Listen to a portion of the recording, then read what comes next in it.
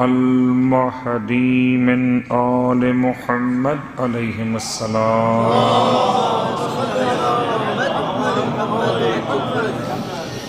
اما بعد، صاحبان ایمان کی خدمت معظم میں واجب الاحترام صاحبان علم و ادب، ایک ادنا سے طالب علم کی حیثیت لیے ہوئے اس یقین کے ساتھ حاضر خدمت کہ ماہ مبارکہ رمضان اور سرکار ختمیہ مرتبہ احمد مجتبیٰ محمد مصطفیٰ صلی اللہ علیہ وآلہ وسلم کی امت کے لیے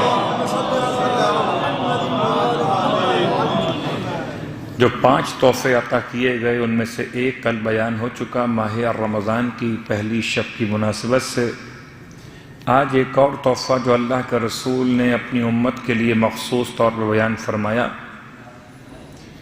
آج جب دن روزے کا مکمل ہو رہا تھا تو عصر کے وقت میں، شام کے وقت میں ایک خاص قسم کی اسمیل انسان کے دہن میں پیدا ہوئی. چونکہ دن بھر انسان کچھ کھاتا نہیں ہے اور کچھ پیتا نہیں ہے. بڑی عجیب سی باتیں ہیں. کچھ شب معراج کی باتیں بھی آنے والی ہیں کہ اللہ نے اپنے حبیب سے کون کون سی باتیں بیان کی، ان میں بھی یہ ذکر آئے گا. البتہ ابھی خوشبو اور بو کا مسئلہ، روزے دار کے دہن سے خاص قسم کی اسمیل واقع ہوتی ہے، اور اللہ کے حبیب فرماتے ہیں کہ یہ اسمیل جو روزے دار کے دہن سے آتی ہے خدا کے نزدیک مشک و عنبر سے زیادہ عزیز ہوتی ہے.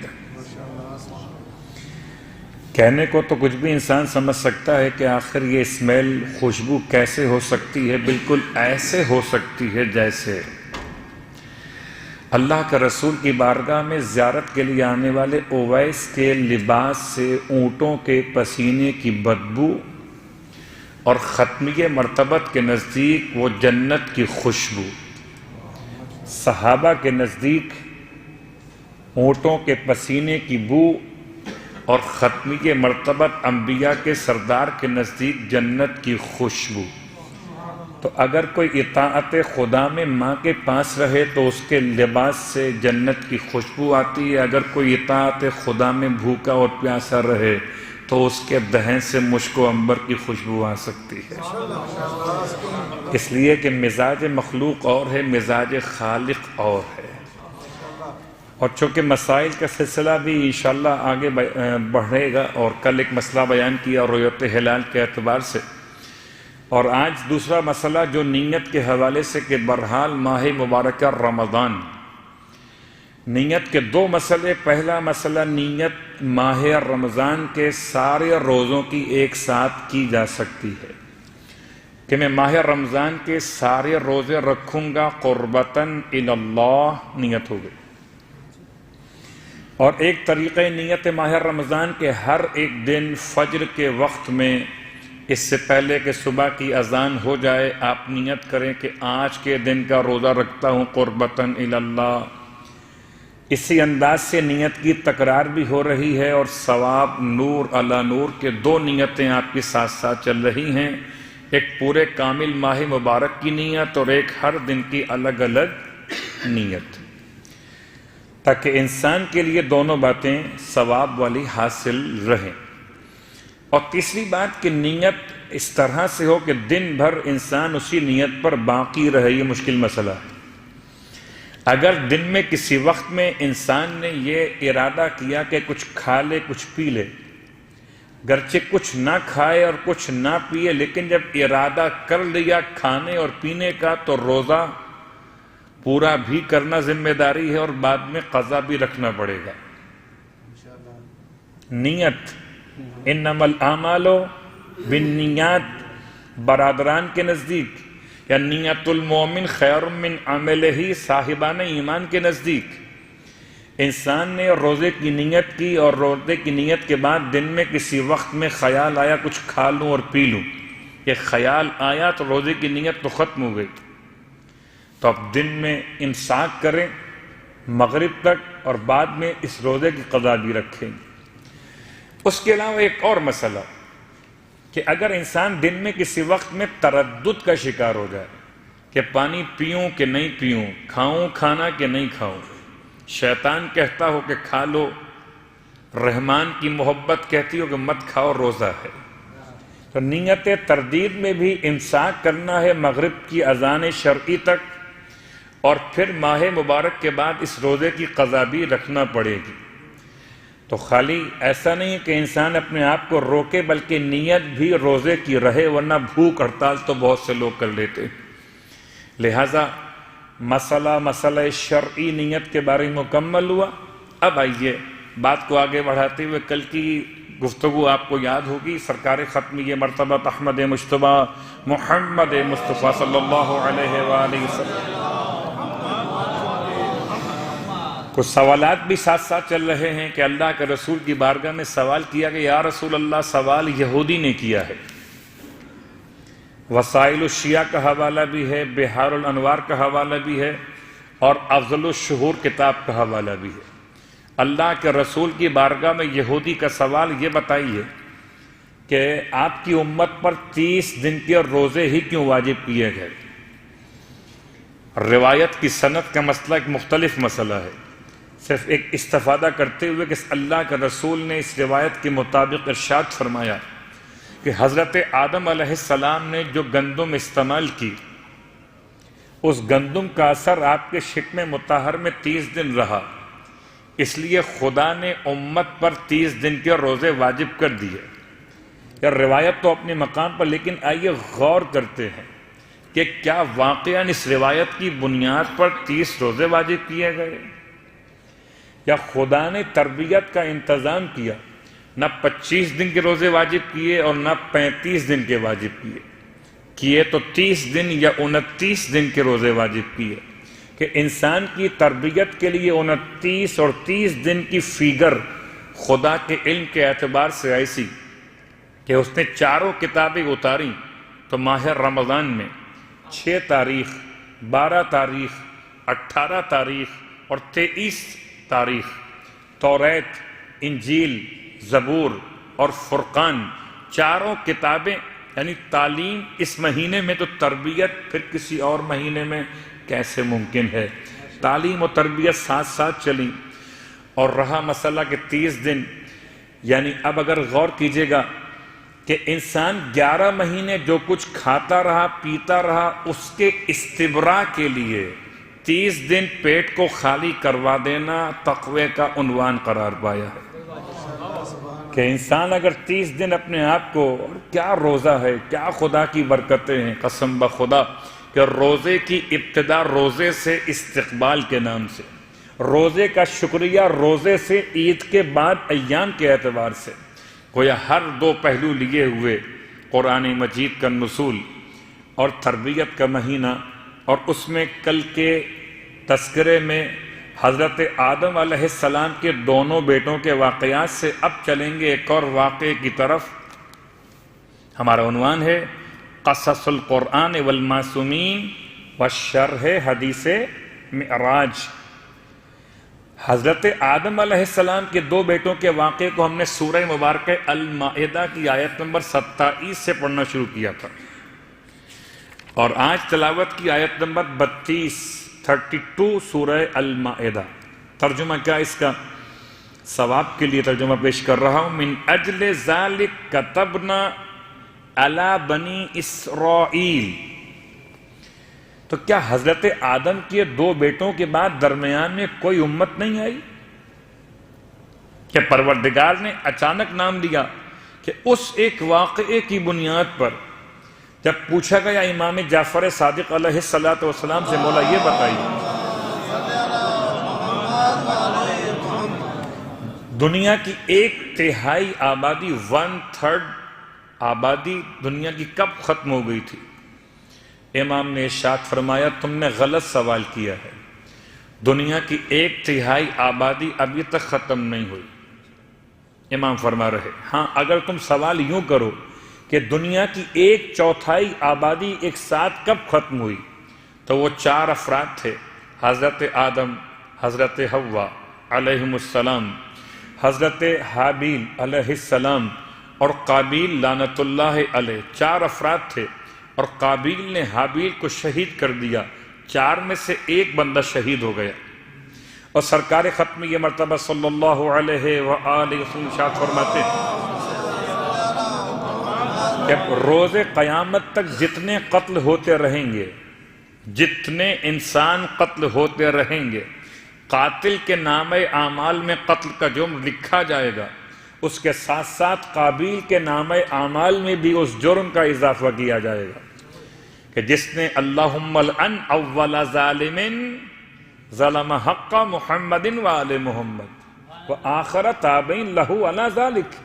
اگر آج کوئی آخری شخص آل محمد کے حق کو غصب کرتا ہے تو وہ بھی مجرم ہے، اور جس نے روش ڈالی اس کے نامہ اعمال میں بھی اس کا گناہ لکھا جا رہا ہے۔ اس اعتبار سے اللہ کے رسول کا فرمان کہ قابیل کے نامہ اعمال میں ہر ایک قتل کا گناہ لکھا جا رہا ہے، قاتل کے نامہ اعمال کے علاوہ۔ تو خدا نے قانون بنا دیا، من اجل ذالک، اسی بنیاد پہ ہم نے بنایا۔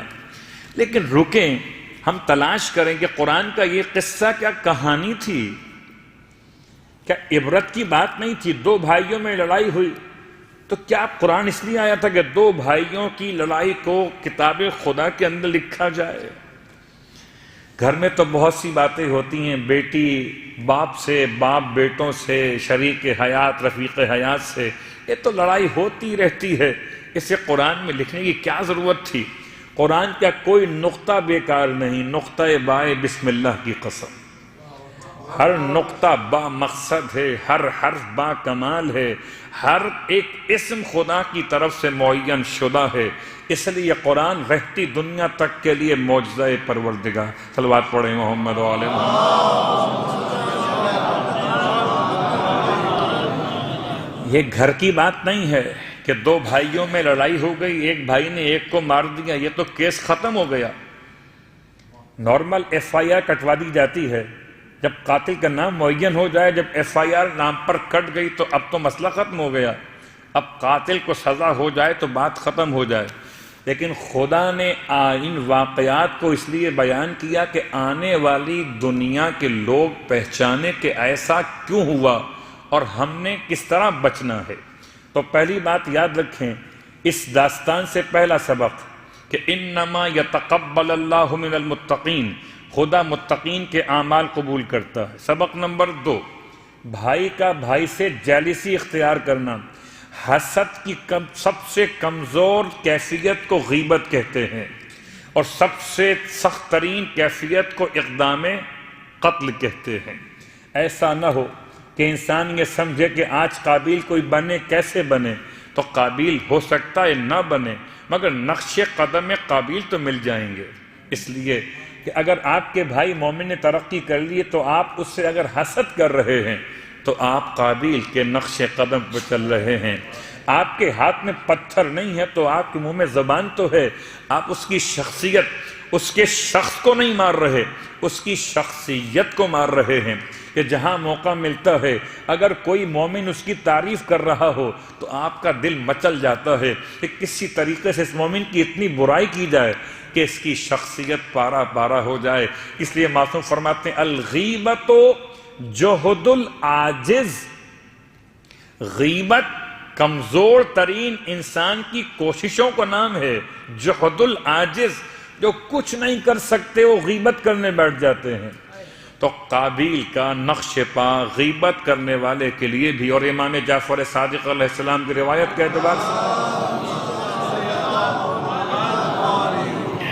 4 روایات میں سے ایک روایت کہ کن افراد کی نماز قبول نہیں ہوتی، آپ فرماتے ہیں من اغتاب مسلما او مسلمتن، کہ جو شخص بھی کسی مسلمان مرد کی یا مسلمان عورت کی غیبت کرے،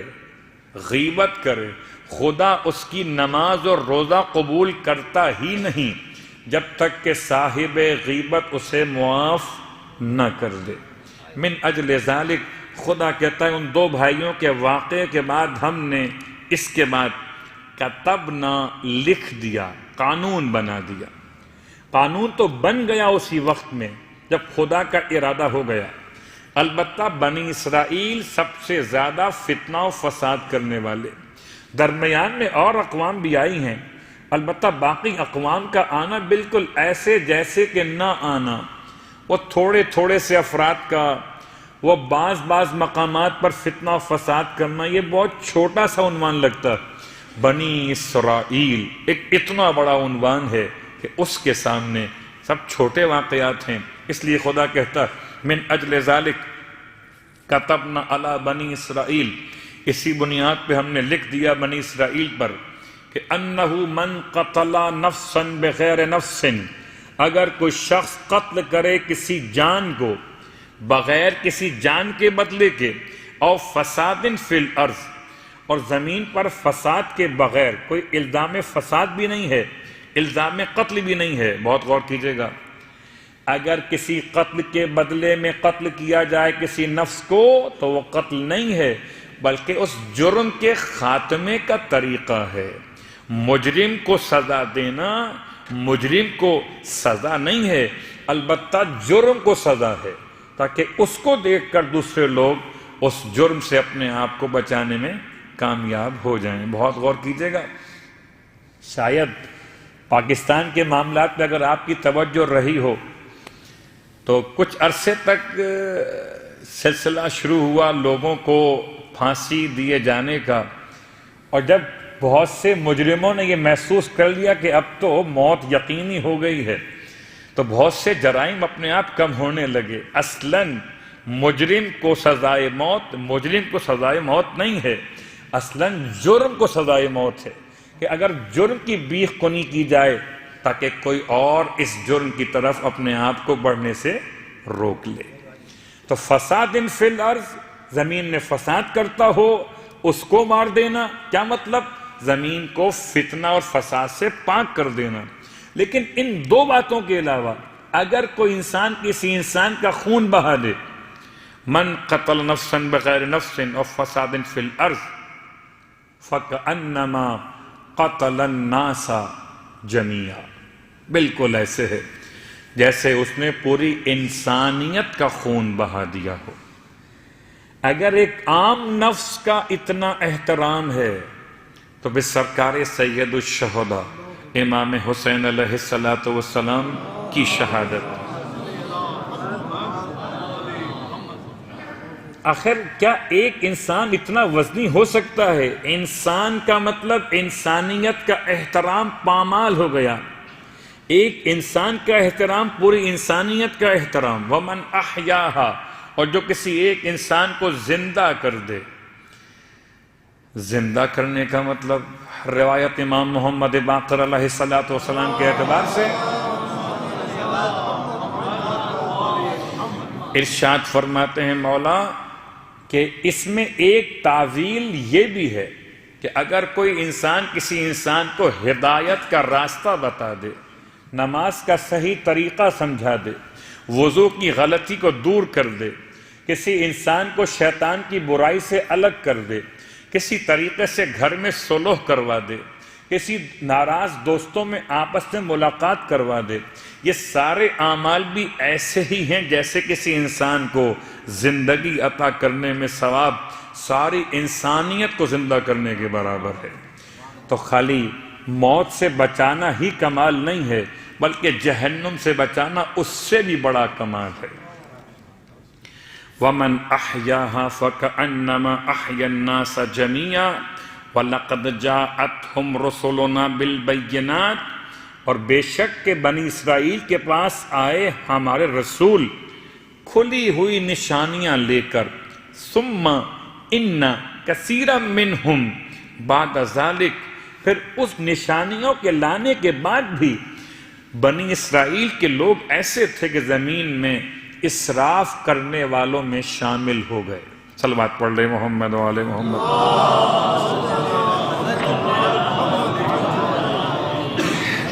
اب ایک اور پیغام قرآن مجید سے، ہمارا عنوان ہے قصص القرآن۔ دو بھائی یہاں پر تھے، ایک کا نام حابیل اور ایک کا نام قابیل۔ کیا قرآن میں کہیں اور دو افراد کو ملا کے بیان کیا گیا؟ جی ہاں۔ یہ کون سا مقام ہے؟ سورہ مبارک الکہف، سورہ کا نشان 18 ہے، اور سورہ کہف کے واقعات میں اصحاب کہف کے واقعے کے بعد اور حضرت موسیٰ اور خضر علیہ السلام کے واقعے سے پہلے درمیان میں دو بھائیوں کا واقعہ اور موجود ہے. اس میں اختلاف ہے، یہ دونوں سگے بھائی تھے یا دونوں آپس میں ایک دوسرے کے دوست تھے. لیکن ہمیں اس سے کیا لینا، کہ دونوں بھائی ہوں تب بھی فرق نہیں پڑتا، دونوں دوست ہوں تب بھی کوئی پیغام میں امتیاز نہیں ہے. الفاظ آیت کیا ہیں؟ وَاضْرِبْ لَهُمْ مَثْلًا رَجُلَيْنِ جَعَلْنَا لِأَحَدِهِمَا جَنَّتَيْن مِّنْ أَعْنَابٍ. سورہ کہف آیت نمبر 32. وَاضْرِبْ. سورہ المائدہ میں کیا تھا؟ وَاتْلُ عَلَيْهِمْ نَبَأَ ابْنِ آدم. تلاوت کیجئے آپ ان کے سامنے آدم کے دو بیٹوں کے واقعات کو. یہاں پر کیا ہے؟ مثال دیجئے. وَاضْرِبْ لَهُمْ. آپ ان کے لیے مثال دیجئے. مثلاً، مثال کس کی مثال؟ رجلین، دو آدمیوں کی مثال. یہ دو آدمی کون ہیں؟ یہ کب کا واقعہ ہے؟ اس میں تفسیر المیزان کے مفسر قرآن آغا طباطبائی لکھتے ہیں کہ دو احتمالات مفسرین نے دیے ہیں کہ آیا یہ واقعہ پیش بھی آیا تھا حقیقت میں، خارج میں، یا خدا نے ایک انداز سمجھانے کے لیے بات کو یہاں بیان کیا ہے. یا یہ دو افراد آپس میں سگے بھائی تھے، یا یہ دو افراد آپس میں ایک دوسرے کے دوست تھے. بعض تفاسیر میں اس کی تفصیل کا اشارہ، نام نہیں مل سکے. بہت تلاش کیا مجمع البیان میں، المیزان میں، دیگر تفاسیر ہے قرآن میں. جعلنا لأحدہما، ان دو بھائیوں میں سے ایک کے لیے یا دو دوستوں میں سے ایک کے لیے، احدہما کیا تھا؟ جنتین. یہ بھی تو بہت آسان سی بات ہے، ہم لوگ جنت سمجھتے ہیں خالی اس کو جو مرنے کے بعد ملے گی. اگر جنت سمجھ میں آ جائے وہ جو مرنے سے پہلے بھی ہے تو بہت سے مسئلے آسان ہو جائیں.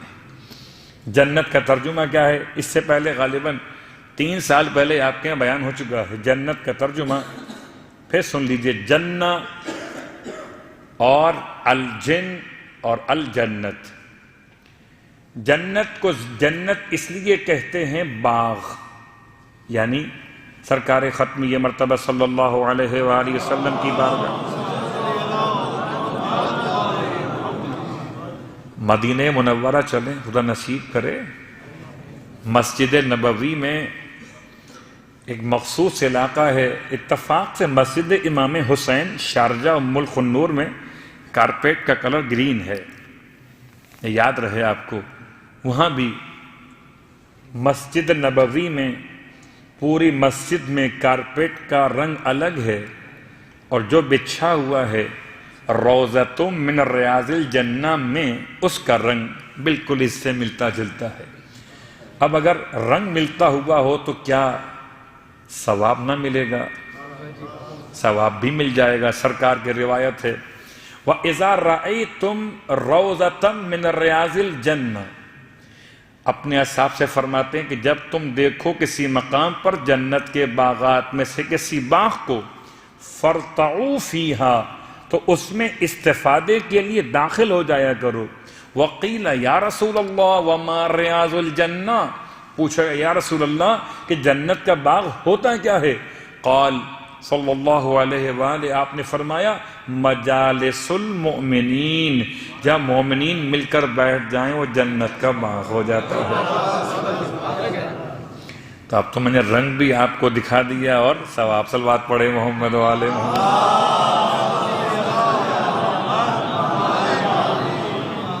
تو جنت کہتے ہیں عربی کے اعتبار سے باغ کو. حضرت آدم علیہ السلام جنت میں تھے، باغ میں تھے. ایک جنت جو ہر جگہ ہو سکتی ہے، آپ کے علاقوں میں باغ، یعنی گارڈن کی زمین کو جنت کیوں کہتے ہیں؟ اس لیے کہ وہ زمین گھاس کے پتوں سے، گھاس کی پتیوں سے بالکل چھپ جاتی ہے، اور جو دکھائی نہ دے اسے جن کہتے ہیں. جو دکھائی نہ دے اسے جن کہتے ہیں. مادہ ایک ہی ہے، جن ہو تو وجود ہے، جنہ ہو تو مقام ہے۔ تو اب آیت کے الفاظ کیا ہے کہ خدا فرماتا ہے جعلنا ہم نے، خدا خود کہتا ہے ہم نے، لأحدہما، بالکل داستان کو ایسے سنیے جیسے خداوند عالم کی باتیں ہم اور آپ مل کر سماعت کر رہے ہوں۔ کہ مولا کائنات علی ابن ابی طالب علیہ السلام فرماتے ہیں جب کبھی میں چاہتا ہوں کہ میں خدا سے باتیں کروں تو میں نماز شروع کر دیتا ہوں، اور اسی لیے منہاج الصالحین میں جملہ آغا سستانی کے یہاں لکھا ہوا ملا کہ جب ایاک نعبد و ایاک نستعین کی تلاوت کر رہے ہوں تو انداز تخاطب میں خدا کو خطاب کیا جا سکتا ہے، ایاک نعبد و ایاک نستعین۔ آپ آیت نہیں پڑھ رہے، خدا سے باتیں کر رہے ہیں۔ امام فرماتے ہیں اگر میں چاہتا ہوں کہ خدا مجھ سے باتیں کرے تو میں تلاوت قرآن شروع کر دیتا ہوں۔ تو خدا کہتا ہے اور ہم اور آپ سماعت کر رہے ہیں جعلنا، ہم نے قرار دیا تھا، لأحدہما، ان دو دوستوں اور بھائیوں میں سے ایک کے لیے، جنتین، دو باغ۔ کون سے درخت تھے باغ کے اندر؟ من اعناب، انگوروں کے۔ سب سے مہنگا پھل ہے، بڑا اچھا پھل اعناب۔ وَحَفَفْنَاهُمَا بِنَخْلٍ، اور ان دونوں باغات کو ہم نے کور کیا تھا، ہم نے اس کو محفوظ کیا تھا، گھیرے میں لیا تھا، کس سے؟ بِنَخْلٍ، کھجور کے درختوں سے۔ وہ اب درمیان میں جن کی زمینیں ہیں ماشاءاللہ آپ لوگوں میں کسی کی ہوں اگر تو وہ جانتے ہوں گے اس بات کو کہ باغ کہتے کسے ہیں؟ 1 ایکڑ کا باغ ہے کہ 2 ایکڑ کا باغ، ایک کنال، ایک مرلہ تمام، یہ زمین کے قطعات کی تعریفیں ہیں نا پیمائش کے اعتبار سے۔ اس میں 25 درخت ہیں آم کے، مثلاً 50 درخت ہیں آم کے، تو سینٹر میں ان کے مقامات بنائے جاتے ہیں، اور پھر ایک باؤنڈری ہوتی ہے کہ چاروں طرف سے اس ایک مخصوص قطع اراضی کو کور کیا جائے۔ خدا کہتا ہے ہم نے ان دو میں ایک کو 2 باغ دیے تھے، اور باغ تھے کس کے؟ انگور کے، ہم نے دیے تھے، یاد رکھیے گا ہم نے دیے تھے، اور ہم نے ان دونوں باغات کو کور کیا تھا، کھجور کے درخت ہم نے کور کیا تھا۔ وَجَعَلْنَا بَيْنَهُمَا زَرْعًا، اور ہم نے ان درختوں کے درمیان کی زمین کو بھی بیکار نہیں چھوڑا تھا، اس میں زراعت کروا دی تھی۔ یعنی وہاں کھجور کے درختوں کی لائن کور کر رہی ہے، بیچ میں انگور کے درخت ہیں، اور ان بٹوین ان درختوں کے لگی ہوئی یا گندم ہے یا جو ہے یا کشمش ہے یا کھجور ہے یا الی آخر زراعت ہے۔ اب 3 طریقے سے نعمتیں خدا نے بیان فرمائیں۔ کلتا الجنتین اوتت اتت اوکلہا اتت اوکلہا، یہ دونوں جنتیں، دونوں باغ ایسے تھے کہ جن کے معقولات بہت آتے تھے، کھانے کے پھل اس میں بہت آتے تھے، یعنی کھجور بھی آتی تھی، انگور بھی آتے تھے، اور زراعت بھی آتی تھی۔ وَلَمْ تَظْلِمْ مِنْهُ شَيْئًا، اور ان میں سے کوئی بھی شے ایسی نہ تھی کہ جو اپنا پھل نہ دیتی ہو، زراعت، انگور اور کھجور۔ فَفَجَّرْنَا خِلَالَهُمَا نَهْرًا، اور ہم نے ان دونوں باغوں کے درمیان ایک نہر جاری کر دی تھی۔ میں جو تاکید کر رہا ہوں بار بار ہم نے، اس کا بہت بڑا پیغام ہے، اور قرآن کے واقعات ہم سب کے لیے پیغام ہی تو ہیں۔ فجرنا خلالہما نہرا وکان لہ ثمر، اور اس ایک شخص کے لیے، 2 میں سے جو ایک ہے اس کے لیے تھے پھل، ثمر، منفعت، باغ سے حاصل ہونے والی آمدنی، کان لہ ثمر۔ فقال لصاحبہ، بس اس ایک شخص نے اپنے ساتھی سے کہا، اپنے بھائی سے یا اپنے دوست سے کہا، وَهُوَ يُحَاوِرُهُ، اور وہ اس سے گفتگو کر رہا تھا بطور محاورہ کہ انا اکثر من کا مالا، میں تجھ سے مال میں بہت زیادہ ہوں، تو کیا ہے، تیری حیثیت کیا ہے، میرے پاس تو بڑا مال ہے۔ وَأَعَزُّ نَفَرًا، اور میرے پاس عزت اس بات کی ہے کہ مجھے خدا نے بہت سی اولادیں عطا کی ہیں۔ نفر افراد کی زیادتی کا عنوان قرار دیا گیا، ویسے تو استعمال ہوتا ہے، آپ کے یہاں بولا جاتا ہوگا شارجہ میں نفر فی نفر، اگر بات کر رہے ہیں فدیے کی، فی نفر کیا ہے، نفر مانے فرد۔ وَأَعَزُّ نَفَرًا وَدَخَلَ جَنَّتَهُ، تو اپنے غریب ساتھی کو، اپنے غریب بھائی کو اس کی غربت کا مذاق اڑاتے ہوئے اس نے کہا کہ میں تو بہت زیادہ مال والا ہوں۔ ہو سکتا ہے کوئی بیچارہ UAE سے کسی ایسے غریب علاقے میں پہنچے گا جہاں لوگ اس کو دیکھ کے حیران، اچھا آپ دبئی سے آئے ہیں، وہ کہے انا اکثر من کا مالا، میرے پاس بہت زیادہ مال ہے۔ اس لیے کہ بہرحال دولت کو لوگ آج بھی سمجھتے ہیں عزت کا سبب۔ صلوات پڑھ لیں محمد و آل محمد۔ اور پھر جن کے 4-5 بیٹے ہو جائیں، 4-5 نوکر ہوں، ساتھ ساتھ چلنے والے گارڈز ہوں، بڑا مشکل ہے۔ چاروں طرف گارڈز کے جھرمٹ میں چلنا، پھر متقی بن کے دکھانا۔ مجھے تو آغائے بہجت کی بات یاد آتی ہے، جب ان سے کہا تھا آغائے خمینی فرماتے ہیں کہ آپ اکیلے باہر نکل جاتے ہیں، ذرا ساتھ میں کچھ محافظ لے لیا کریں۔ بہت کم بولنے والی عظیم شخصیت فرماتے ہیں یہ بتاؤ روح اللہ میرے محافظوں کی حفاظت کون کرے گا؟ روح اللہ کا جواب دیں، کہنے لگے ان کا اللہ محافظ ہے۔ فرمایا جو اللہ میرے محافظوں کی حفاظت کر سکتا ہے کیا وہ میری حفاظت نہیں کر سکتا؟ بات پڑھے محمد و آل محمد۔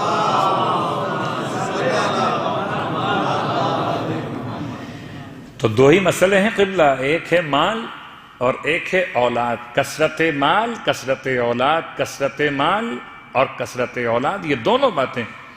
انا اکثر من کا مالا، وہ کہتا ہے اپنے ساتھی، اپنے بھائی سے میرے پاس بڑا مال ہے۔ وَأَعَزُّ نَفَرًا، میرے پاس بہت افرادی قوت ہے، اس کی بنیاد پہ میں صاحب عزت ہوں۔ اور دخل جنتہ، پوری بحث ہے اس کے اندر کہ وہاں 2 جنتیں بیان کی، یہاں ایک جنت بیان کی ہے، تو کیا یہ جنت وہ والی جنت ہے؟ نہیں، وہ نہیں ہے۔ یہ جنت ان 2 باغوں میں سے ایک باغ کی طرف اشارہ ہے۔ تو پھر یہاں 2 استعمال کیوں نہیں کیا؟ اس لیے کہ وقت واحد میں انسان کسی ایک باغ میں ہی جا سکتا ہے، دونوں باغوں میں تو ایک ساتھ نہیں جا سکتا۔ دخل جنتہ، جیسے یوں کہا جاتا ہے کہ انسان آزمانے کے لیے کہ بابا آپ کیا 2 سیب نہارمو کھا سکتے ہیں؟ بابا نے کہا بیٹا کیوں نہیں کھا سکتا، اگر آپ نے کھا لیا تو میں آپ کو انعام دوں گا۔ انشاءاللہ انعام کا مسئلہ بھی آنے والا ہے آپ کی خدمت میں کہ جی میں 2 سیب نہارمو کھا سکتا ہوں، کیا مسئلہ ہے؟ بھیجیں گا ٹھیک ہے لیجئے۔ باپ نے ایک کھانے کے بعد جیسے ہی دوسرا کھانا شروع کیا روک دیا۔ پوچھا بابا نے کیا بات ہے بیٹا؟ کہ پہلا نہارمو تھا، دوسرا نہارمو نہیں۔ صلوات پڑھے محمد و آل محمد۔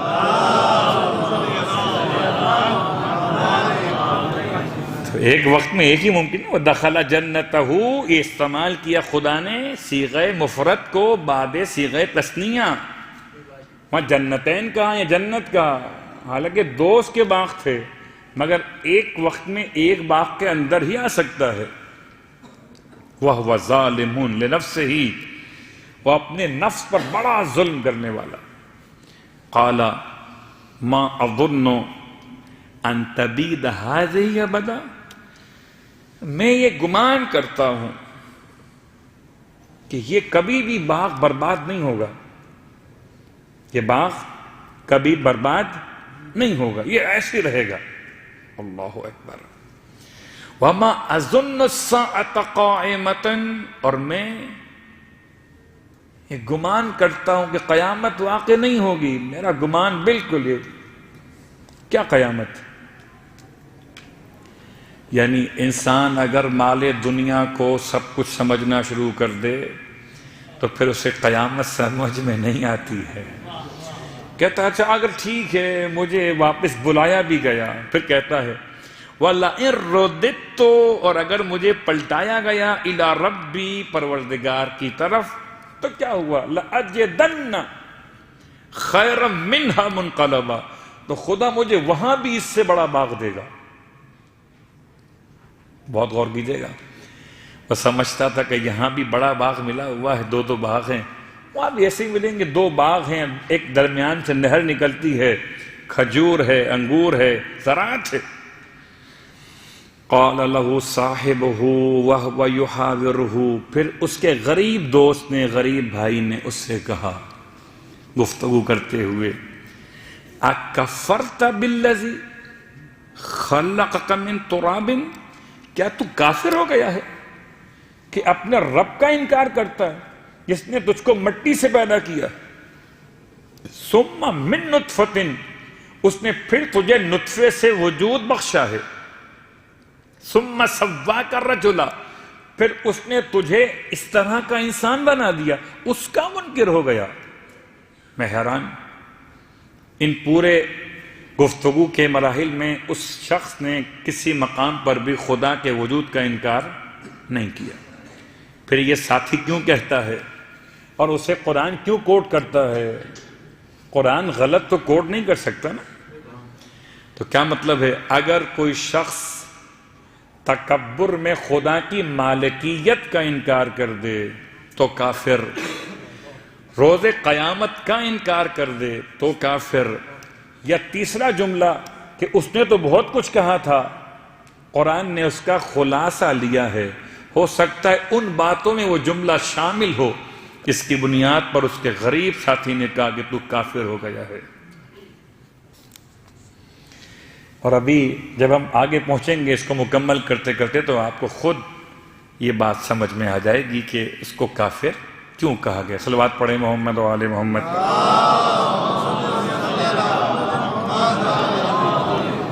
اب یہ مومن کہتا ہے، 2 بھائی ہیں، 2 دوست. مومن کہتا ہے لیکن هو اللہ ربی، لیکن میں کہتا ہوں، میرا عقیدہ یہ ہے کہ اللہ میرا پروردگار ہے. وَلَا أُشْرِكُ بِرَبِّي أَحَدًا، اور میں اپنے پروردگار کے ساتھ کسی ایک کو بھی شریک نہیں کرتا. نہ دولت کو اور نہ افرادی قوت کو، نہ اپنے باغ، نہ اپنی جائیداد کو، کسی ایک کو بھی شریک نہیں کرتا. وَلَوْلَا إِذْ دَخَلْتَ جَنَّتَكَ، اور ایسا کیوں نہیں ہوا کہ جب تو اپنے باغ میں داخل ہوا تھا تو تو کہتا نا، قلتا، تو کہتا کہ ما شاء اللہ، یہ سب جو مجھے خدا نے دیا ہے ما شاء اللہ، یہ کھجور کے درخت ہیں، یہ انگور کے باغ ہیں، یہ درمیان میں زراعت ہے، پھر درمیان سے نہر جاری ہے، ما شاء اللہ لا قوت الا باللہ، کوئی بھی طاقت نہیں ہے خدا کی طاقت کے سوا. ان ترنی، اور اگر تو یہ سمجھتا ہے مجھے، تو یہ سمجھتا ہے کہ میں بالکل غریب ہوں، میں بہت کمزور ہوں، میرے پاس نہ تو دولت ہے اور میرے بیٹے بھی کم ہیں، افرادی قوت بھی میرے پاس بہت کم ہے. اگر تو یہ سمجھتا ہے، کیونکہ انسان کا مزاج یہی ہے، جس کے پاس زیادہ پیسے ہوں، زیادہ افراد ہوں، سمجھتے ہیں یہی صاحب عزت ہے. تو کیا غربت ذلت کا باعث ہے اور دولت عزت کا باعث ہے؟ نہیں. قرآن نے اس مقام پر جو الفاظ استعمال ہوئے وہ کہتا ہے ان ترنی، اگر تو یہ سمجھتا ہے کہ انا اقل منک مالا وولدا، کہ میرے پاس مال اور اولاد بہت کم ہے، فعسى ربی، اس بات کی امید میرے پروردگار سے مجھے ہے کہ ان یؤتینا خیرا، کہ وہ مجھے دے گا، خیرن بہت عمدہ، من جنتک، تیرے اس باغ سے بہتر، مجھے دے گا تیرے باغ سے بہتر. اور تجھے کیا کرے گا؟ وَيُرْسِلَ عَلَيْهَا حُسْبَانًا مِّنَ السَّمَاءِ، اور وہ آسمان سے اگر تیرے باغ پر ایک ایسی آفت نازل کر دے، فَتُصْبِحَ صَعِيدًا زَلَقًا، کہ پورا یہ باغ چٹیل میدان میں تبدیل ہو جائے۔ ہو سکتا ہے بڑی عمارت تھی کسی مقام پر، ابھی ایک لمحہ ذرا سا جھٹکا زلزلے کا آیا، آپ نے دیکھا عمارت کی جگہ زمین رہ گئی ہے۔ کیا ایسا ہو سکتا ہے؟ جی ایسا ہوتا ہے، اور اس لیے وہ کہتا ہے یرسل علیہا حسبانا من السماء، تو جو اکڑ رہا ہے نا باغ کے اوپر، یہ باغ تو خدا کے لیے مٹانا مشکل کام نہیں ہے، مٹا دے گا۔ یا تو آسمان سے کسی آفت کو بھیج دے گا، زمین چٹیل میدان بن جائے گی کہ پاؤں پھسلنے لگیں، یہ باغ میں ایسی چٹیل زمین ہو جائے۔ او یصبح ماؤہا غورا، یا زمین اندر سے پھٹے اور چشمہ یا نہر اندر غائب ہو جائے، اور پھر تو اس کے نکالنے پر قادر نہ ہو سکے۔ تو کیا سمجھتا ہے کہ یہ سب کچھ تجھے خدا نے دے دیا ہے؟ یہ قارون کا انداز فکر ہے۔ آج بھی بہت سے صاحبان ثروت سمجھتے ہیں کہ اللہ نے ہمیں دیا ہے، اللہ نے نہ، ہم نے کما لیا ہے۔ حالانکہ مولا کائنات علی ابن ابی طالب علیہ السلام کے وہ جملے فرماتے ہیں، اس بات کو یاد رکھو کہ لدو للموت وابنو للخراب، تم اولاد جو پیدا کرتے ہو یاد رکھو یہ مرنے کے لیے پیدا کرتے ہو، اور جو تم بناتے ہو یہ سب خراب ہونے کے لیے۔ جو تم بناتے ہو، مکان، دکان، یہ مت سمجھنا کہ مکان ہمیشہ رہے گا، ایسا ہی رہے گا، دکان ہمیشہ چلتی رہے گی۔ اگر تم چاہتے ہو کہ نعمتیں مسلسل رہیں تو لئن شکرتم لأزیدنکم، اس لیے خدا بار بار کہتا تھا کہ ہم نے کیا، ہم نے کیا، ہم نے کیا، یہ تو نے نہیں کیا ہے۔ ایک کھجور کا بیج لگا کے کیا باغ تو نے بنا دیا؟ کیا انگور کے ان باغوں کا تو پروردگار ہو گیا؟ کیا زراعت تو نے پیدا کر دی ہے؟ کیا یہ نہر تو نے جاری کر دی ہے؟ یہ سب خدا نے کیا ہے، اور جو دے سکتا ہے قبلہ وہ لے بھی سکتا ہے۔ مت اکڑیے گا کبھی کہ خدا نے مجھے اتنے بیٹے دیے ہیں، مت اکڑیے کبھی، جو دے سکتا ہے وہ لے بھی سکتا ہے۔ اگر آج آپ کو مقام مل گیا ہے، منصب، سیٹ مل گئی ہے آپ کو، تو جو دے سکتا ہے وہ لے بھی سکتا ہے۔ اس لیے وہ مومن کہتا ہے کہ خدا مجھے تیرے باغ سے بہتر دینے پر قادر ہے، اور تجھ سے سب کچھ لینے پر قادر ہے۔ اوپر سے آفت بھیج دے، یا زمین کو اندر سے شگافتہ کر دے، اور جو نہر اوپر بہتی ہے اس کا سارا پانی اندر غائب ہو جائے۔ یہ خالی الفاظ تھے یا ایسا ہو گیا؟ وَأُحِيطَ بِثَمَرِهِ، خدا کہتا ہے اس کا جو ثمر تھا اس کو گھیر لیا گیا۔ احیط بثمرہ، جو اس کے دونوں باغ، تمام درخت، تمام زراعت، سب کو گھیر لیا گیا۔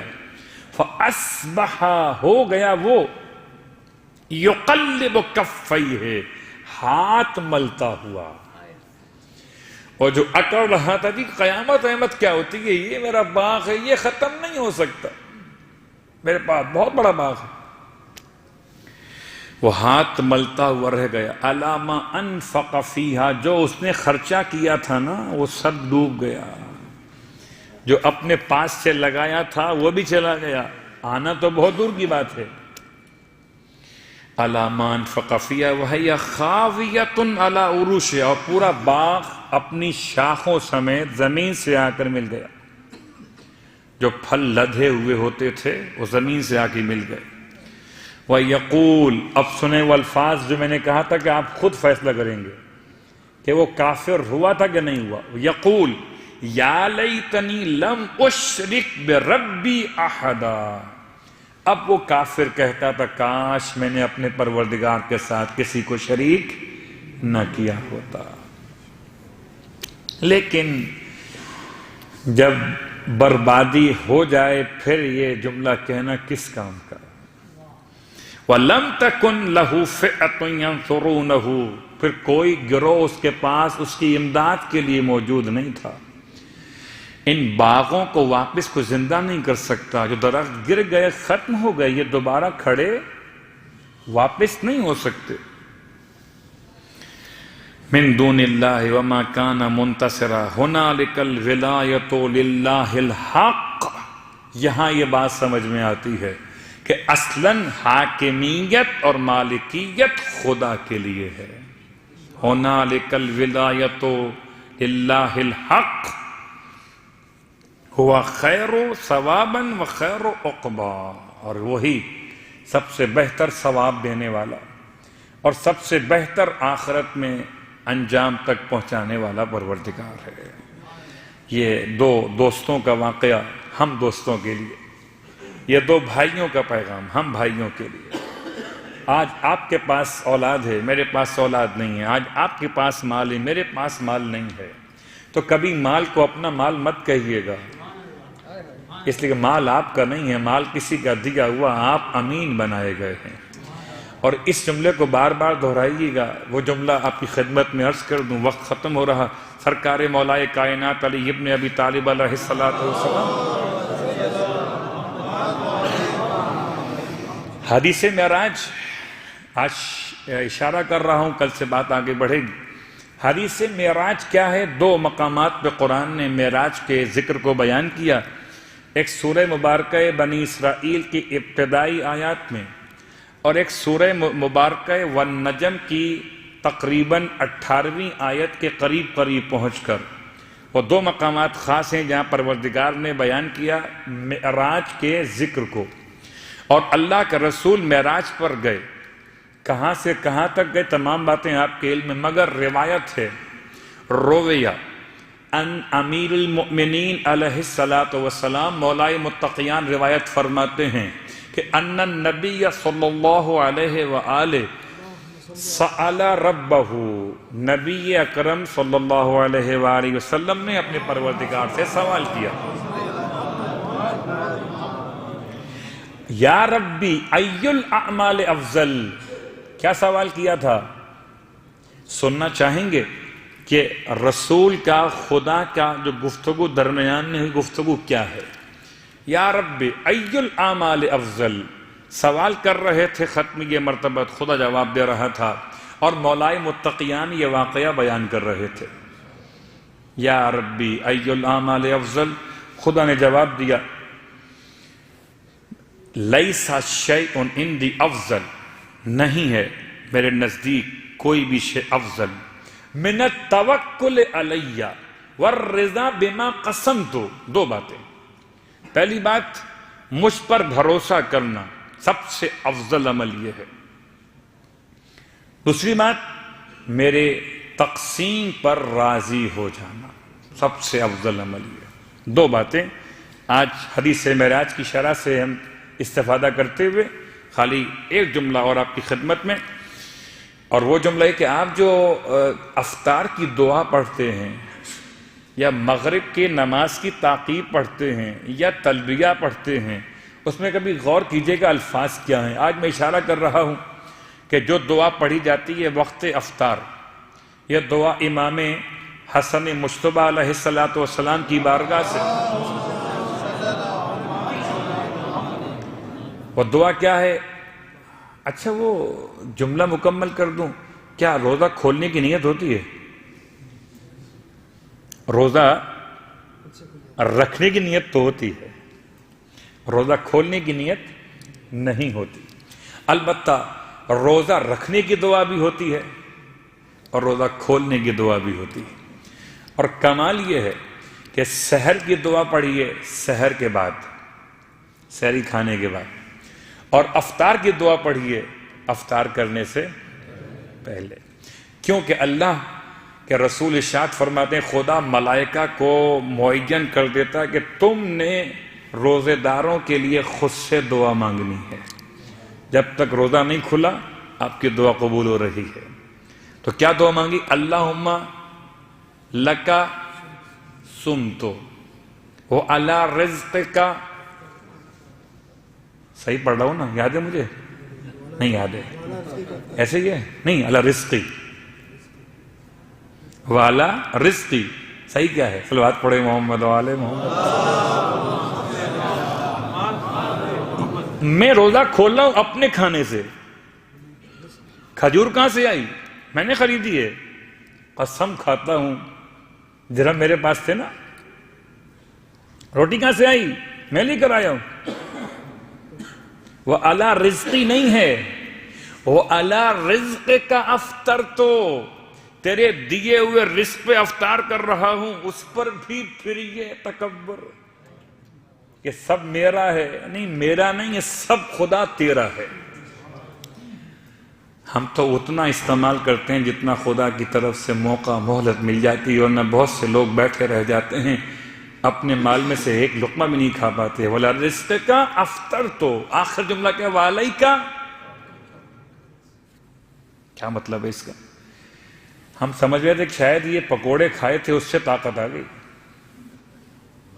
یہ شربت کا گلاس پی لیا تھا اس سے توانائی نہیں۔ وَعَلَيْكَ تَوَكَّلْتُ، بھروسہ نہ روٹی پر، نہ سالن پر، نہ کھجور پر، نہ شربت پر، وَعَلَيْكَ تَوَكَّلْتُ۔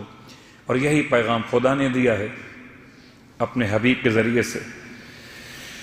اور بس بات کو مکمل کرتے ہوئے صرف دو جملے آپ کی خدمت میں، ایک امام سید سجاد علیہ السلام کا انداز،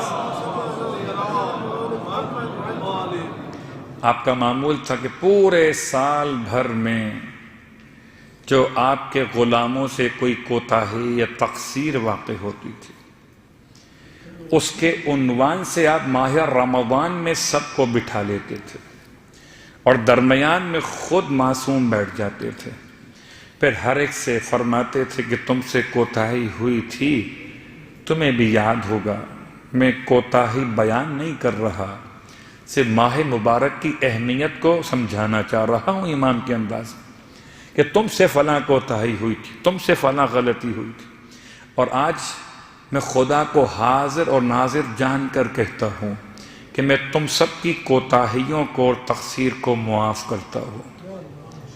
آج کوئی ہے جو مثل سید سجاد اپنے تمام اعزہ احباب کے درمیان اس طرح بیٹھ جائے اور سب کی کوتاہیوں کو اور کمیوں کو معاف کر دے؟ پھر امام فرماتے ہیں اب تم سب مل کر کہو کہ جیسے سید سجاد نے ہماری کوتاہیاں بخش دی ہیں، خدا تو امام سجاد پر اپنی رحمت کو نازل فرما دے۔ میں کہوں گا میرا مولا غلاموں کو بخش دیتا ہے، اور اسی انداز سے سید سجاد کا بابا حسین ہے جو حر کی غلطی کو معاف کر دیتا ہے۔ حر کتنا بڑا جرم کیا تھا، مگر جب خدمت امام میں آیا تو ہاتھ بندھے ہوئے ہیں، آنکھوں پر پردہ پڑا ہوا ہے، جوان بیٹا ساتھ ساتھ باپ کا ہاتھ تھامے ہوئے ہے اور حیران و پریشان ہے۔ لوگ تو ہم نے بڑے دیکھے معاف کرنے والے، مگر ایسے معاف کرنے والے کہاں ملیں گے جیسے ختمی مرتبت کا نواسہ معاف کرنے والا ہے۔ جوان کہتا ہے حر کا بابا شرمندگی بہت ہے، ہم تو خطا کے ساتھ جا رہے ہیں، وہاں تو لینے کو امام کے انصار و اقربا آ رہے ہیں۔ پوچھا کون لینے کے لیے آتا ہے؟ کہ تجھے لینے شبیہ پیغمبر علی اکبر آ رہے ہیں۔ بابا چلا نہیں جا رہا، تجھے لینے قمر بنی ہاشم آ رہے ہیں۔ بابا چلا نہیں جا رہا، بابا اب تو بڑا مشکل ہو گیا۔ پوچھا بیٹا اب کیا ہو گیا، اب کون لینے مجھے آتا ہے؟ کہا بابا میں کیا تجھ سے بیان کروں، تجھے لینے زہرا کا لال خود گھوڑے سے اتر گیا ہے۔ کہتا تھا حر مجھے بتا مولا کے قدم کس طرف ہیں، میں اپنے آپ کو امام کے قدموں سے لپٹا دوں گا، زہرا کا لال میری خطا معاف کر دے گا۔ وہاں غربتا، حسین نے سینے سے لگا لیا حر کو، ادھر امام نے حر کو لگایا، بھائی کہا، ادھر سارے انصار و اقربا نے حر کو گھیر لیا۔ آخری جملہ رونے والوں ایسے کوئی معاف کرتا ہے کیا؟ ایسے بھی کوئی معاف کرتا ہے کہ اپنا بھائی بنا لے؟ ادھر امام نے اپنا بھائی کہہ کر حر کو آواز دی ہے، ادھر شہزادے آگے بڑے، حر چچا ہمارا بھی سلام ہو، حر ماموں ہمارا بھی سلام ہو، حر کیا عزت پائی ہے۔ امام فرماتے ہیں حر ایسے وقت میں میرا مہمان بنا، میرے خیمے میں تیری تواضع کے لیے پانی کا قطرہ بھی موجود نہیں۔ حر کہتا ہے مولا سب میری وجہ سے ہوا۔ مولا اس سے فرماتے ہیں اب ایسی باتیں نہ کرو، یہ بتاؤ تمہاری تواضع کیسے کروں؟ اللہ اکبر، اتنا بڑا کریم ہے حسین کہ خطا کو دہراتا بھی نہیں ہے، ایسا معاف کرنے والا ہے زہرا کا لال کہ حر کے سامنے حر کے گناہ کو دہرایا بھی نہیں، بلکہ فرماتے تیری تواضع کیسے کروں؟ حر کہتا ہے مولا میرے بیٹے کو سب سے پہلے اپنے اوپر قربان ہونے کی اجازت دے دیجئے۔ امام رونے لگے، فرمایا حر کوئی اپنے مہمان کے ساتھ بھی ایسا سلوک کرتا ہے؟ حر کا جوان بیٹا اجازت لے کر امام سے چلا، ادھر زمین کربلا پر زخم کھا کے گرا، بابا کو آواز دی بابا پہنچو کہ سر کاٹنے کی تیاری ہے۔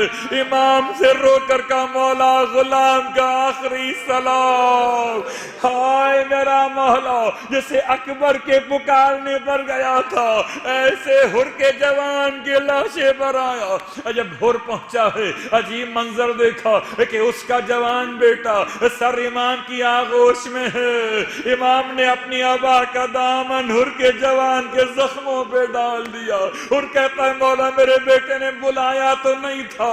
امام فرماتے ہیں حر کیسی باتیں کرتے ہو، کیا میں تمہیں جوان بیٹے کی لاش پہ اکیلے آنے دیتا؟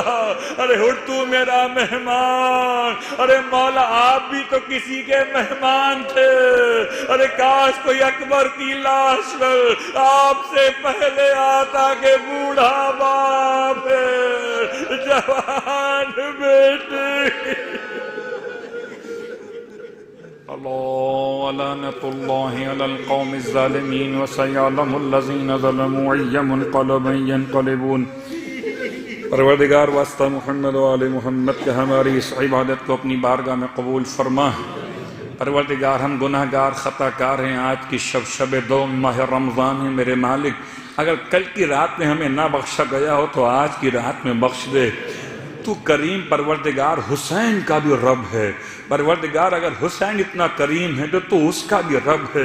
پروردگار کریم ابن کریم کا واسطہ ہمیں بخش دے، ہمارے والدین کو بخش دے، ہماری ذریت و اولاد کو بخش دے، تمام مومنین مومنات کو بخش دے۔ پروردگار کوئی